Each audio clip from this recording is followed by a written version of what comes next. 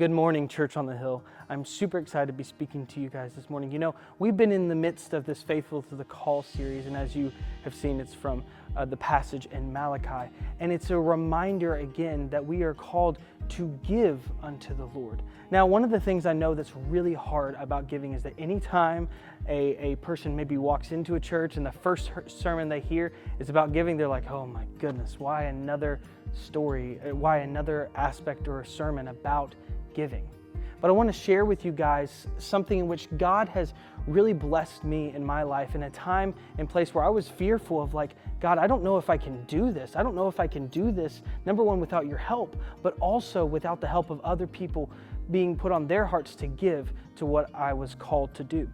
Many of you guys may or may not know that I was a part of a ministry called Life Action Ministries. And a big part of that was we got to travel around to different churches, praying and hoping that we could create a space that God would come and work and maybe even bring revival in these different churches.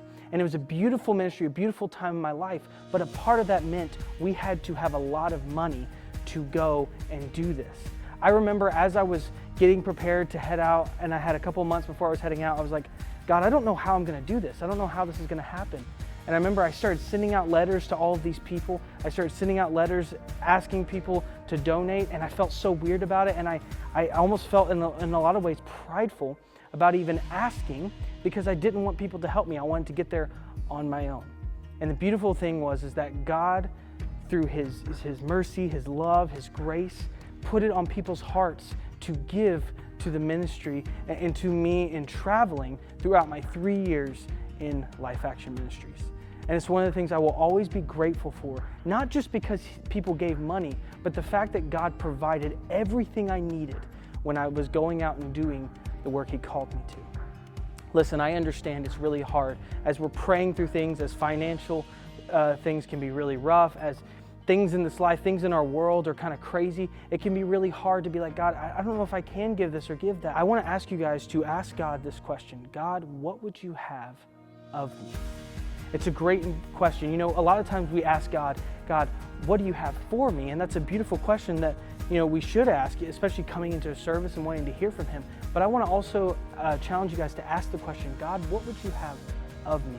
As you're thinking about both what to give on our great day of giving, but also in general in life, being like, God, what would you have of me today? What would you have of me in this moment? What would you call me to do right now?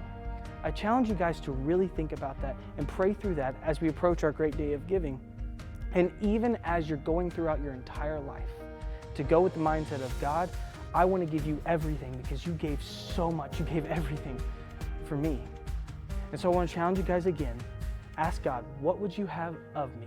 And let Him lead you to what He would call you to do in this, both in the great day of giving, but also in the rest of your lives.